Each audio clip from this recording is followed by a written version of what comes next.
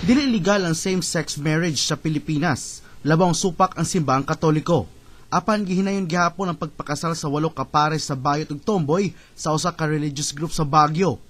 Nahimong init kay diskusyon, gingong immoral o wala nahiuyon sa canon law sa simbahang Katoliko. Canon number 1055 nga ang marriage covenant nga himuon sa usa ka lalaki o babae makapahimugso sa usa tali kanilang duha sa usa ka panag-uyon, panag-uban, partnership hangtod sa hangtod, whole life.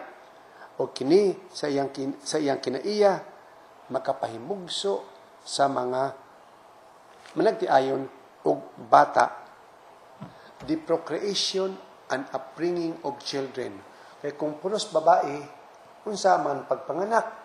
Kung puros lalaki, unsa man pagpanganak. Pero kung ang bayot ug ang tomboy mo ay ikasal, dili supak ang simbahan. Makaanak man sila. Makaanak man sila. Makaanak man sila. Imo din ng pugnan. Lalaki babae man. Padayon. Basta ang inyong tuyo, lagi inyong anak. Kung di mo kapanganak, di magsagop mo.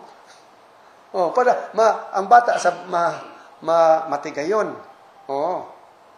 Kung dili mo ka anak, palanglitan ka laking babae nagpakasal, way anak pila na katuig, magsagop, mo adapt. Mabati ang pagkakonserbatibo sa mga taga-Butuan sa issue. Tumboy-tumboy, murag dili gid puno na siya pwede kay kana siya. Sala gid noon na siya puro man sila babae. Then ang lalaki pud og lalaki, mas samot nga sala. Magunsa man sila.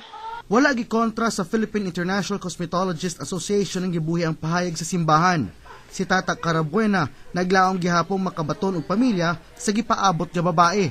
I believe that somehow I still have hope to have, of course, married with women, so definitely, and have kids in our own backyard. So I'll just hope for the best. But as I've said just a while ago, this is a matter of choice. That's one of our ambitions. But then, since sa ako lang as a devoted Roman Catholic, syempre, agitay balaod nga i-follow because aside nga kanang immoral nga tan-aon in the eyes of people, most especially, immoral po siyang tan-aon sa mata sa Ginoo. Gikasakit sa pipila ka sektor sa mga bayot ug tomboy ang pagkontra sa simbahan sa same-sex marriage. Ang gusto sa simbahan, mapatigbabaw gayud ang balaod nga daw iya sa Dios o dili sa personal nga interes lamang sa usa ka individual.